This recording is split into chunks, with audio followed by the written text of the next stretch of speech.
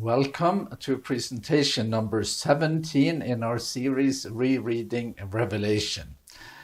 We have as the title for this section or these presentations now in the middle of the book, the cosmic conflict from A to Z, from beginning to end. Because actually in chapters 12, 13 and 14 in Revelation, you get the whole story. It diffuses beyond the boundaries of those chapters, but you get the whole story there. And we are now in part 2, the dragon acts, and we will cover just 10 verses, Revelation 13 to 1 to 10. Notice I have part 2:1 here, and there will be a part 2:2 as well. And there is a reason for that. Cosmic conflict from A to Z. Chapter 12, you have a synopsis of the whole conflict, the cosmic rebellion first. In the middle of the story, the woman who is pregnant and has a male child, and then the beginning of the end, all in chapter 12. Here in chapter 13, the dragon acts, and there are two features here, the beast from the sea and the beast from the earth. That's the beast from the sea we will talk about today. The dragon acts here, and God reacts here in chapter 14. And there we have the Lamb on Mount Zion, we have 3 angels' messages, and we have harvest, and that is still to come. So here is a depiction of the two beasts in Revelation 13, the beast from the sea here, the beast from the earth here, and the way they collude is represented here. And then just to show where we are going, here the dragon acts, the beast from the sea. That's what we are doing today, or in this presentation. So Albrecht Dürer's amazing depictions of the book of Revelation, and his depictions are the most famous of all the ones in print. And these are in color. And here's you have much of the message of Revelation in the middle of the book here. You have the beast from the sea here, the beast from the earth here. You have 3 angels to show the dragon acts here and God reacts there in the 3 angels. And then you have a figure with a sickle, and it is harvest time. All of that is in this picture. And then we will magnify it somewhat, and here is the beast from the sea, and it looks quite monstrous. And here is why I had to divide up these presentations, why we couldn't do both of the beasts at the same time. I will explain that, because when you get to this portion of Revelation, that's where the claims of interpretations really start making a difference. Where it could be this, could be that in the seals, could be this, could be that in the trumpets, could be this, could be that in other things in the book. But when you get to chapter 13, the scholars will say, this is what we're reading about. This is what the story is. No ifs, ands, or buts. So in the so-called preterist school of interpretation, where the thinking is that the book of Revelation is mostly about things in the first century, in the time of John, as it were, there is a curriculum here. Roman Empire, Roman imperial cult, the life of Nero. And there is a claim that what we are reading about in relation to the beast from the sea, here it is, the life of Nero, the imperial cult, and so on. So because these claims are so massive, and because there is such strong consensus in favor of those claims, it seems only fair that we have to assess it. We have to report it first, for those of you who may not have known this. And then we have to evaluate it and show or explore whether there are other options. This one I have shown many times before, the storyline of cosmic conflict in the entire book, radiating from the hub of the wheel here in chapter 12, influencing the content of the book upstream to chapter 4 for sure, and also downstream. So this is a major thing in the story, that you have to take that seriously. And here is the point I want to emphasize yet again, that, okay, so we will now read interpretations that say, here the book of Revelation describes specific historical events and even individuals, even certain people. But what about the cosmic conflict theme? See, the claims of Roman history in some ways might just put at risk the cosmic perspective of Revelation. And this is why the chapter 12 is important, not only because that is sort of narratively important, but because its perspective is so unambiguously cosmic. And then we have this one from the Cambrai Apocalypse, and let's savor it again, because in chapter 4, John is invited to come up into the open heaven. And as he gets up there, there is an open door in heaven. And he stands there in the open door, as it were. And everything he sees from chapter 4 onwards, he sees through that open door. And everything we see it also standing behind him and looking over his shoulder at the proceedings in the heavenly council. And as it were, seeing a widescreen projection of the whole story that we have in Revelation. I don't think that can be done better, this illustration.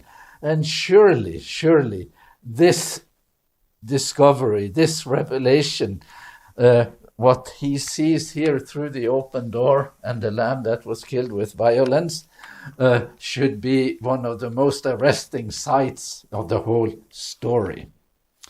So let's just remember that this is where we are standing, this is where we have our position. Now, at the end of chapter 12, we have read that the dragon went away to make war on the seed of the woman, those who had been, that is the believing community, clearly. He went to wage war on those who remain, those who keep the commandments of God as revealed by the testimony of Jesus.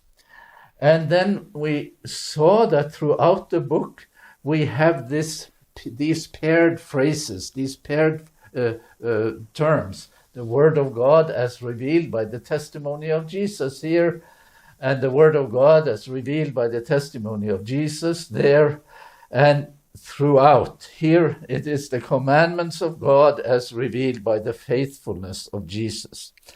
And this is what I think we should prepare to see. That into this reality, this is the target of the war. To that reality, the dragon brings a pair of scissors. He wants to neutralize the testimony of Jesus. He doesn't like the testimony of Jesus. That could thwart the whole thing. He doesn't like the Word of God either. But it is the Word of God as defined, as revealed by the testimony of Jesus that is the crux, the key. He doesn't like the commandments of God either, probably. but he can't stand the connection between the commandments of God and the faithfulness of Jesus. So out with the scissors, or in with the scissors, whichever, to cut, to sever these, to separate them, and to neutralize the testimony of Jesus, and perhaps have some success in the cosmic war, if he could only do that. We are ready to start reading in chapter 13, the dragon's next act, and we read that the dragon took his stand on the sand of the seashore. And it's just, you could think, wow, he went to the beach, But I think we should pause here and listen to the waves, just a little bit here. Pause and see and look at this figure. What will his next move be? Because now he will do something in this war in chapter 13. And the next verse, I saw a beast rising out of the sea. In relation to the dragon's next move, the next act in the war. And here we have William Blake's depiction of the dragon and the beast from the sea, and they are related. It is the dragon that makes the beast from the sea happen, as it were. we cannot deny that. David Barr is a person with a great scholarly interest in the book of Revelation, and he has written a wonderful book called Tales of the End, and has been a very prominent person in the Society of Biblical Literature, and I've had the privilege of meeting him several times. He sees this pattern of action and reaction, especially here in chapters 13 and 14. One of the most shocking things about this third story is that God is no longer the main actor. The dragon acts, and God reacts. This is the dragon's story. And there is some drama to that. You get a little bit of queasy about it, I do. But we are reading the dragon story, and we are reading on now. And I saw a beast rising out of the sea, having 10 horns and 7 heads, and on its horns were 10 diadems, and on its heads were slanderous names. All of these terms are telling, are important. And then we see that there is some similarity between the sea beast and the commissioning agent, the dragon. So we read here, and we are back in chapter 12, another sign appeared in heaven, a great red dragon with 7 heads and 10 horns and 7 diadems on his heads. So there is a similarity between between the dragon and the sea beast. I am going to illustrate it like this. Here we have a figure. I am pretending that is the sea beast. You can see that it is probably a carpenter, construction worker or something, but that's for the purpose of illustration. And then we are going to wonder what the dragon looks like. And sure enough, it looks like they are very similar. They are very similar in the text, and they should also be made to be quite similar when we try to picture them. So the first conclusion the first lesson we could draw from this is that the beast, the sea beast, looks like the dragon. It is his alter ego. It is representing him in some profound way. And then we read on that the beast that I saw was like a leopard. Its feet were like a bear's, and its mouth was like a lion's mouth. And here it helps to do what? We have 3 principles for how to read Revelation, 3 methodological commitments. Number 1, to be a rereader. Never stops. Number 2, to look at Revelation's use of the Old Testament. And number 3, God is not the only one who is at work in the world. So, well, let's look at the Old Testament. This one is easy. So what is it? Number 2, that the sea beast is a composite of beasts in the book of Daniel. In chapter 7, Daniel has a vision of beasts that are looking like, that have features as Revelation describes it. And then a third point, and the dragon gave it his power and his throne and great authority. This is a commissioning with a very generous mandate. You go out there and help the dragon's cause, as it were. And here then the third point, that the sea beast is empowered and commissioned by the dragon. These are easy points. There is nothing clever about this summary of what we have read so far. And here is a riches of pictorial representations from the 12th, 13th, 14th centuries, and I cannot show all the pictures for every scene. I have many more pictures than I'm showing, but I am just very grateful for these discoveries. So here is the Angers tapestry, Revelation tapestry in France. Here is the dragon. Here is the sea beast, handing authority, commissioning the sea beast, rising from the sea, and having some features here that will be clearer in some other representations. This is the Cambrai apocalypse, the dragon, the handing over of authority, the leopard-like appearance here. That's supposed to be lion.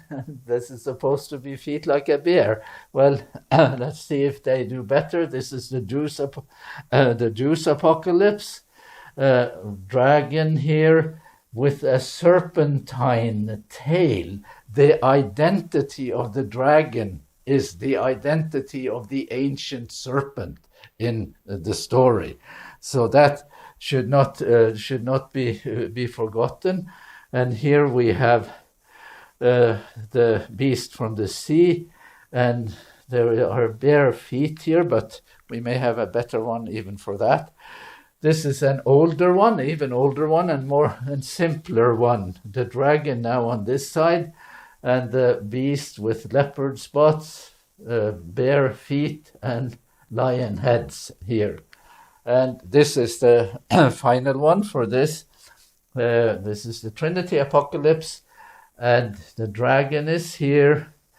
There is, let's see, not the serpentine thing there, I don't see. And here a more elaborate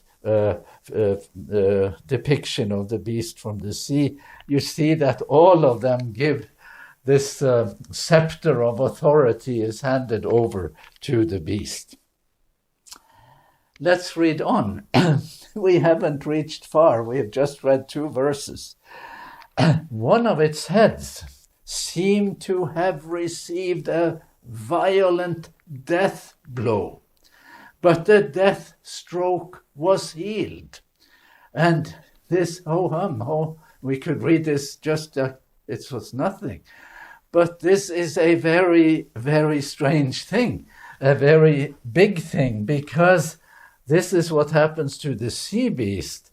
But when we see these terms, and the language is very specific, we cannot help but think about the story of the lamb that was also a victim of violence. So here it seems like some violent wound has been inflicted on the sea beast, and it has recovered. And of course, in Revelation, it's the Lamb that is the main figure that represents God, and anything that has to do with the Lamb is a big thing.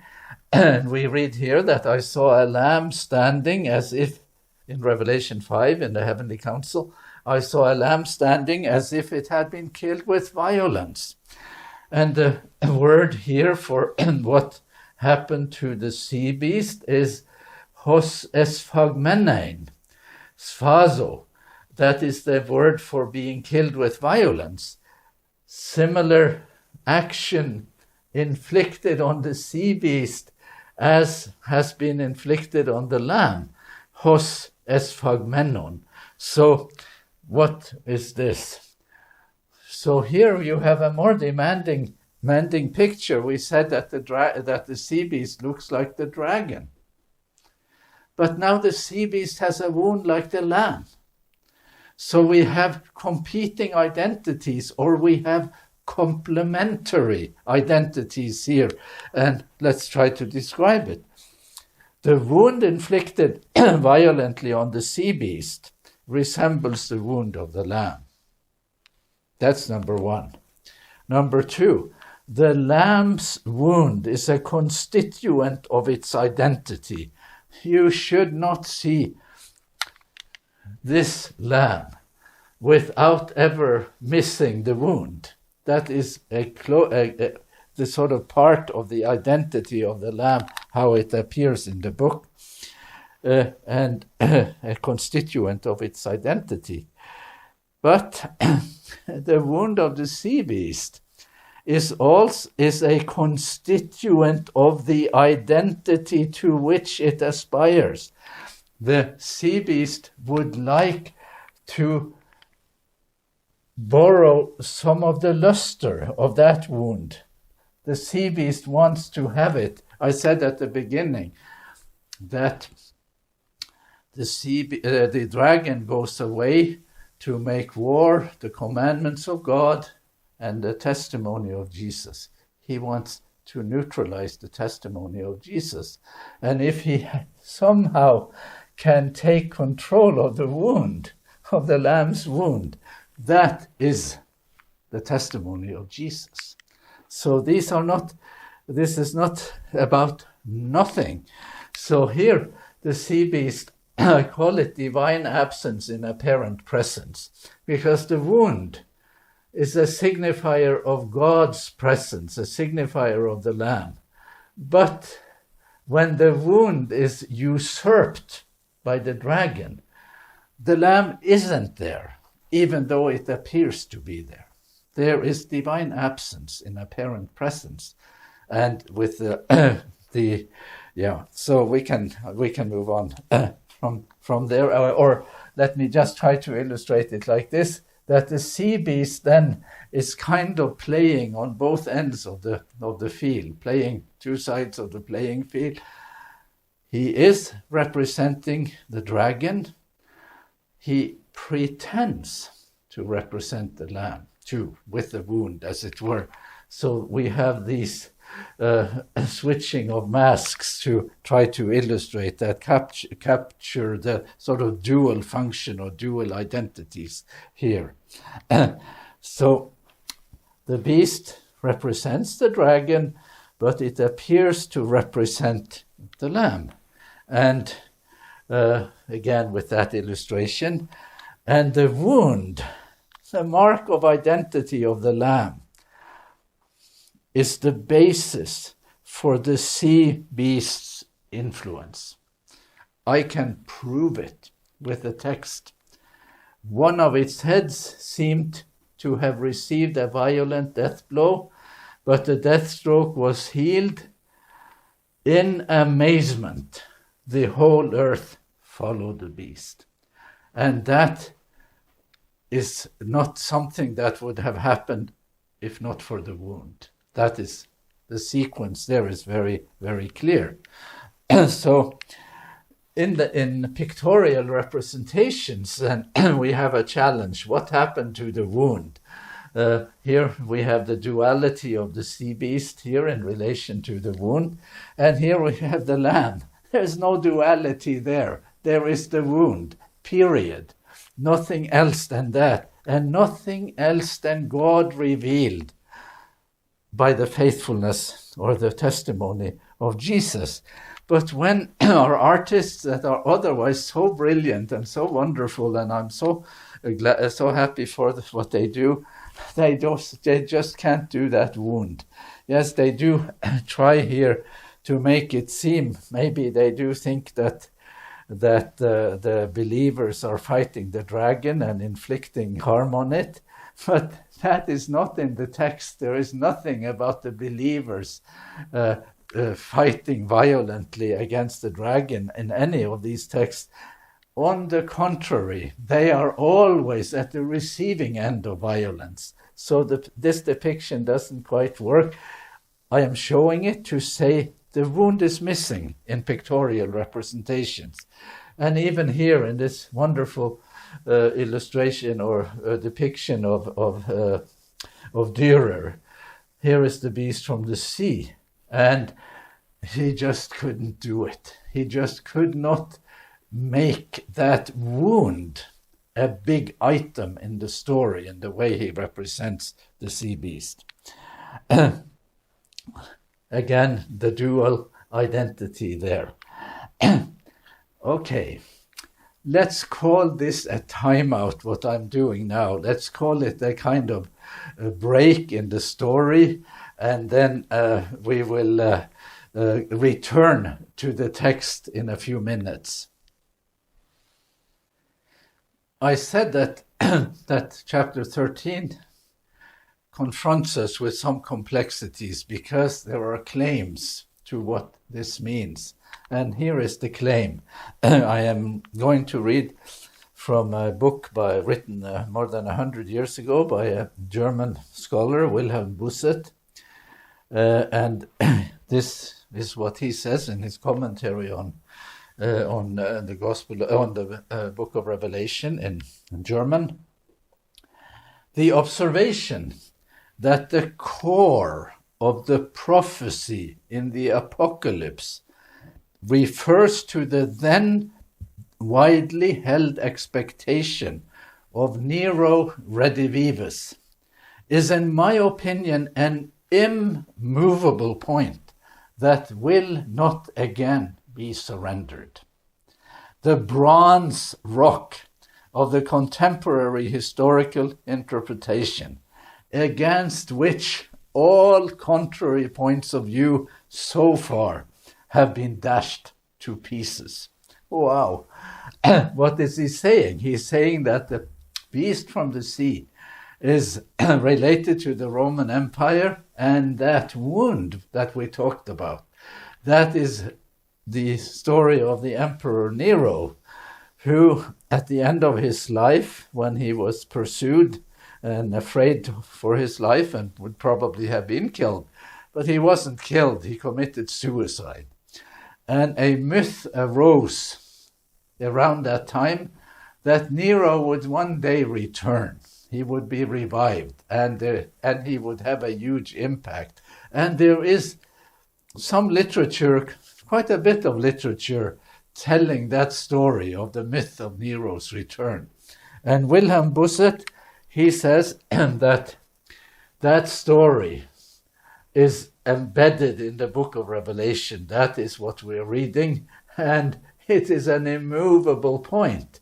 It is a bronze rock, and all other views have been dashed to pieces. Well, that's 100 years ago. What happened in the time, in the intervening time? Well, truth be told, his claim for the influence of the Nero myth is still very, very strong. Many scholars hold it, and it is still found in many commentaries, academic works. That view assumes that the book of Revelation is a parody, that there is no relationship, no connection between the story of Jesus and the story of Nero, except as parody. It's that there is a pretension of similarity, but no real similarity. And here is Caird, a British Revelation scholar. The monster is a parody of Christ. and Jürgen Roloff, a German scholar, this demonic character is developed by means of a principle of portrayal that can be most adequately described as a parody approach. And I could give 20 more scholars who think that works. So that's what we are seeing as one alternative. Now, imitation is not the same as parody. Imitation is someone trying to make it look alike, and to make it look so alike that you think that it is the real thing. That is imitation.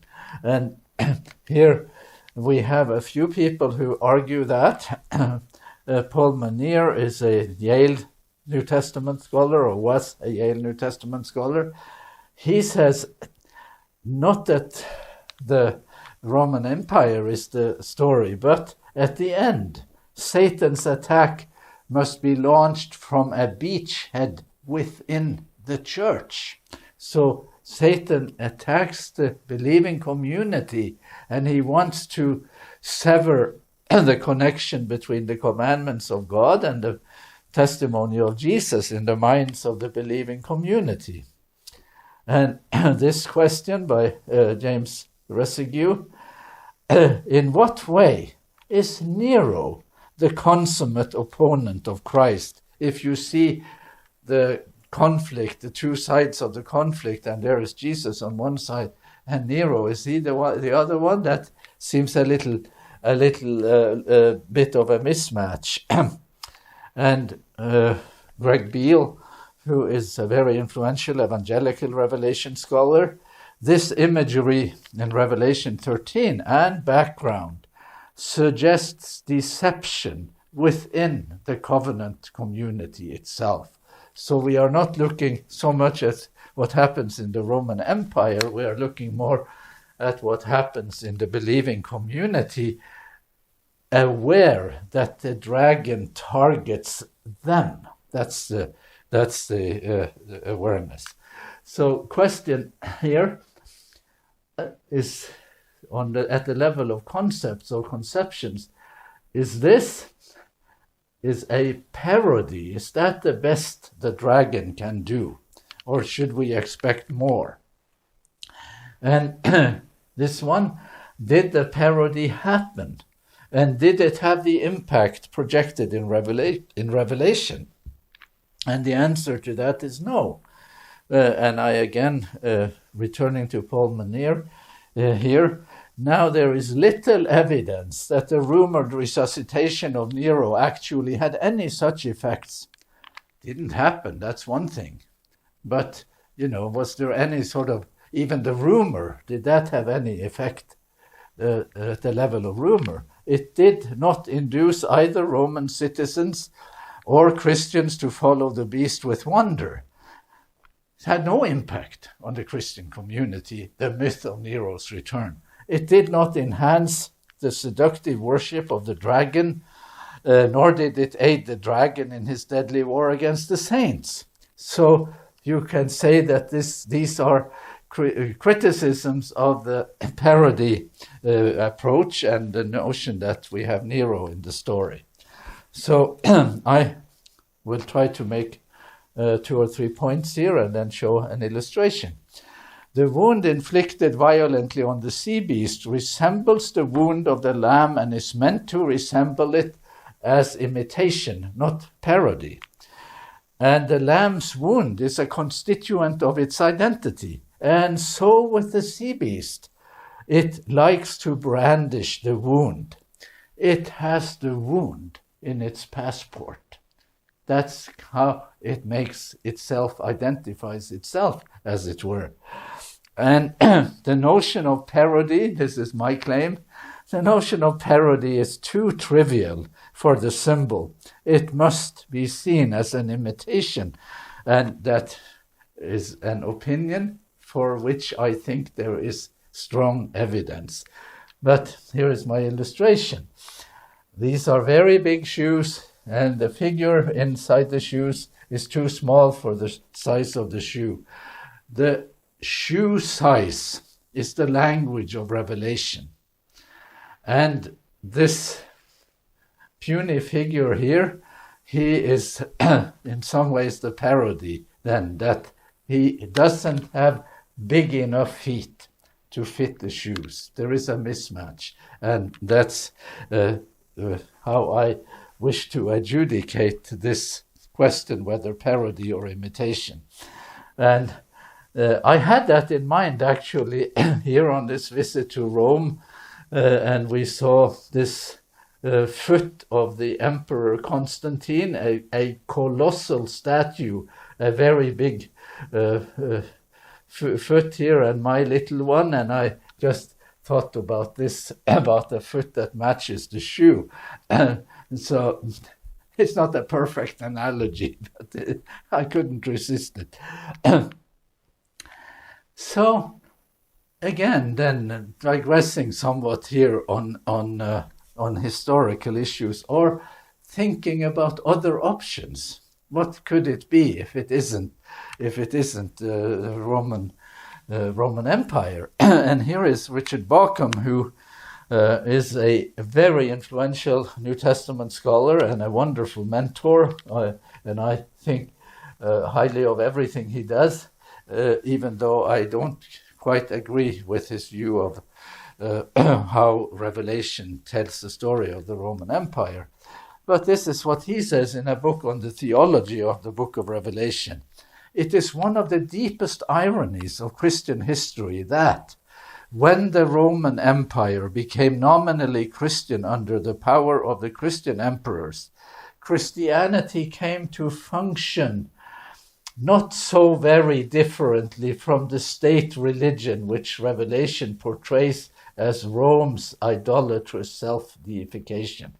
So he is saying time moves on, and with time, Christianity takes over the role of the religion that used to be the Roman imperial religion, and isn't all that different. He calls that an irony, but you could call it something other than irony. You could say that maybe that is what Revelation aspires to portray, that it has some premonition of a way of things happening in the future, and it is actually wishing to warn us. So here in my illustration, you can see we are in Roman ruins here. There's a church here, and there is a huge column here. It's a column of Trajan. Trajan was a 2nd century emperor, very powerful. And at the top of the pillar, there used to be a statue of Trajan, but now there is a statue of St. Paul with the keys in a posture of power. This is the church in some ways becoming a influential factor in the world, in the empire, as it were. I have one more illustration also with a column, and this one is from Istanbul, and I have seen it myself. I was very happy when I discovered, when I learned the story about this column. The city of Istanbul was built as Constantinople on the Bosporus between Europe and Asia by the Emperor Constantine in the 4th century. He was drifting eastward. And when they inaugurated the city in around 331 or so, this column, I wish I could ask you to guess how tall it is. It was 57 meters tall. That is huge, even by our standards today. 57 meters tall. And at the top of the column, he had a statue of himself, not just his head, but his whole thing, a huge, huge figure of Constantine, resembling the heathen god Apollo, but with the nails taken from the cross of Christ in Jerusalem, supposedly by his mother Helena, that they had brought the nails there, and the nails were radiating out from the head of the emperor in the top of this statue. And I agree with Lord Acton, who is a great church historian of the 19th century in Britain. I love his book, Essays in Freedom and Power. He says, the pillar still stands. The most significant monument that exists of the converted empire. That's what he calls it. For the notion that the nails which had pierced the body of Christ became a fit ornament for the heathen idol as soon as it was called by the name of a living emperor indicates the position designed for Christianity in the imperial structure of Constantine. So Christianity in some ways now becomes the religion of the state, a supporting element, a dominant element even within the politics of the world, and this is how it has been symbolized. And here is an iconic figure of the emperor and the bishops, and the person who wrote the sort of biography of Constantine at the time. He was a bishop, and he was so happy that Constantine had adopted Christianity and had decided that Christianity would have a role in the Roman Empire. So I showed you some books at the beginning, the books about the Roman Empire, and here is another curriculum, a sort of competing curriculum for what we are talking about here. Yes, there is still Roman Empire, but now there might be church history too. Now there may be a discussion about the relationship between church and state, or faith and state. That could be relevant to the scenario that the book of Revelation aspires to describe for us. That's what I'm hinting at here, even though I'm calling this whole thing a timeout. In this book about the rise of Christianity by Friend, a great British church historian, he says that the ancient world exchanged the guardianship of one set of divine masters, the Roman emperors. They were capricious, but generally tolerant. They exchanged those masters for another that would brook no opposition. That the new masters were less tolerant. How is that possible? That's what he's saying. And here is another one called Christianizing the Roman Empire by Ramsay MacMullen, and that will end my timeout. But by AD 407, it could be fairly claimed that non-Christians were outlaws at last, and it followed that a state religion had at last emerged. The state religion is Christianity, and if you are not a believer, you will be persecuted, and the Christian state will be persecuting you. That's what we are talking about here. Indeed, Friend says in his history that just 4 years after the Edict of Milan, where there was an Edict of Tolerance, that's in 313, 4 years later persecution resumed, and Christians are now persecuting other Christians. So this is another scenario, and I guess I had one more from Peter Brown, who is the great historian of this period, what is called late antiquity, and he has a kind of poetic way of saying it. Every book he writes is worth reading, and this one is called The World of Late Antiquity. The idea that Western society had to recognize the predominance of a sharply defined clerical elite, as the emperors had once recognized the special status of the Roman Senate, was the basic assumption behind the rhetoric and ceremonial of the medieval papacy. Like the last warm glow of evening, the late Roman senator's love for Roma Eterna had come to rest on the solemn facade of papal Rome. Just some continuities here that could be relevant to what we are seeing in Revelation.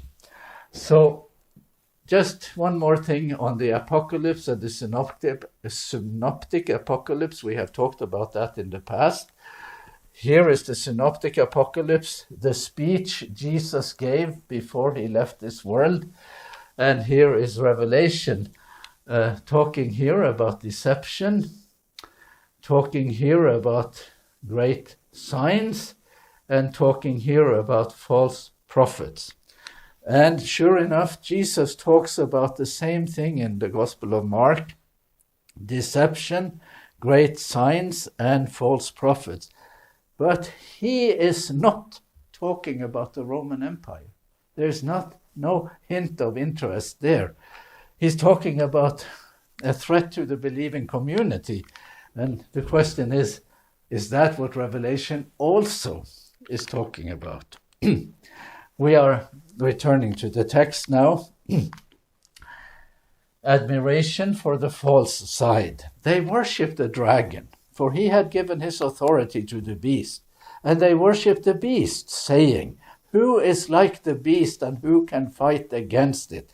And part of the reason for that is the wound of the beast and the healing of the wound. That is behind that. And our illustration in the Cambrai Apocalypse shows that there is reverence for the dragon because of the vicarious role here of the sea beast. It has promoted the dragon's cause in the world. And the same here, the worship of the dragon here at the behest of the sea beast. And then we have characteristics of the beast. The beast was given a mouth uttering haughty and slanderous words, and it was permitted to exercise authority for 42 months. It opened its mouth to utter slander against God, slandering his name and his dwelling, that is, those who dwell in heaven. So the theme of how this power misrepresents God is very much a characteristic of the sea beast.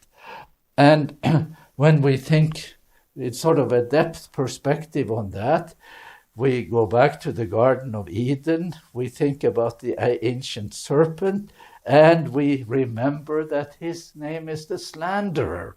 The original slander began with him and his misrepresentation of God. We see these tales of the serpentine tales in the sixth trumpet, same thing about slander. And we have a series of texts here to prove my point.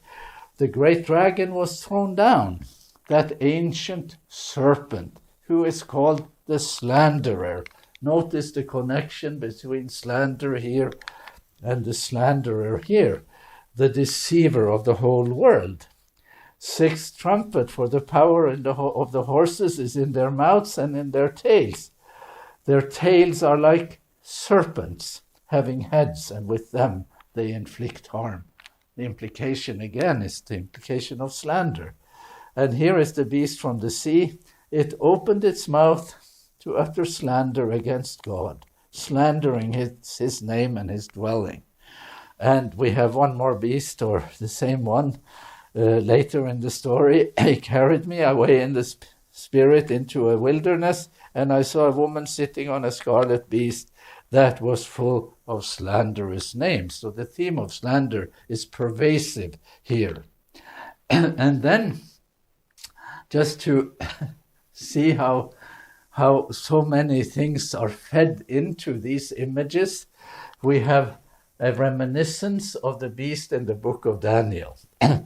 We mentioned that already, that the beast is a composite of the four beasts in Daniel chapter 7. Daniel is dreaming, he has a vision, revelation. Four beasts come out of the sea: lion, bear, leopard, and a terrible beast. He says, he is told about the of the fourth beast, that it was different from all the beasts that had preceded it. It was different from all the rest. It was different from all the others, different from the former ones. How was it different? Because this is a succession of empires that seem to be all the same, more of the same. But this one is said to be different. It's quite an interesting thing. And then I magnify it because we want to look at the fourth beast. That is the main interest. And I was considering the horns here. The fourth beast has 10 horns. I was considering the horns when another horn appeared, a little one, coming up among them. To make room for it, 3 of the earlier horns were plucked up by the roots. Here is the difference. There were eyes like human eyes in this horn, and a mouth speaking arrogantly. Here again we have the notion of slander, this notion of speech, as it were, featured in this beast. And this ancient illustration, I have magnified it even more to highlight it. And then he says about this horn, or this feature in his vision, he shall speak words against the Most High, shall wear out the saints of the holy ones of the Most High persecution, and shall attempt to change the sacred seasons and the law, and they shall be given into his power for a time, 2 times, and half a time. The connection between the sea beast in Revelation 13 and this beast in the vision of Daniel in chapter 7, there are quite strong connections, and they are worth pursuing for these themes and the theme of misrepresentation of God. So Revelation constructs a sea beast that is a look-alike of the dragon and a composite of the 4 beasts in Daniel 7 with an imitation of the lamb's wound on its body.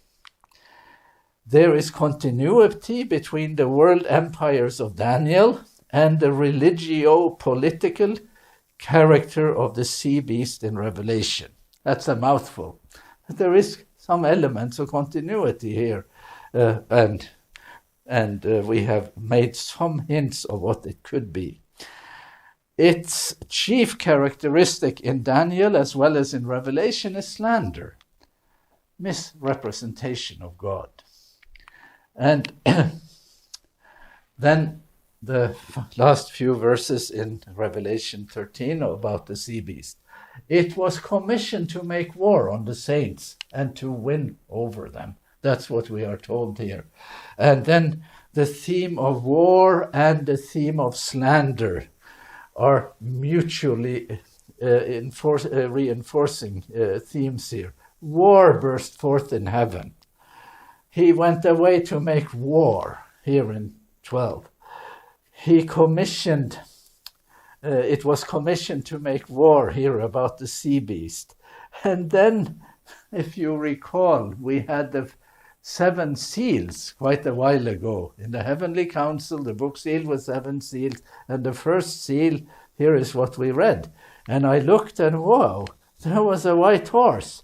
And the one sitting on it had a bow, and a crown was given him, and he set out conquering, dead set on winning the war.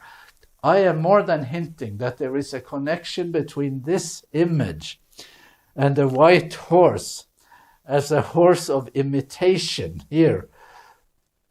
A horse that is deceptively, the white deceptively, and the way things are, and what is depicted about the sea beast in Revelation, in Revelation 13, it was commissioned to make war on the saints and to win over them. And here, this horse is dead set on winning, as it were. Those are similarities.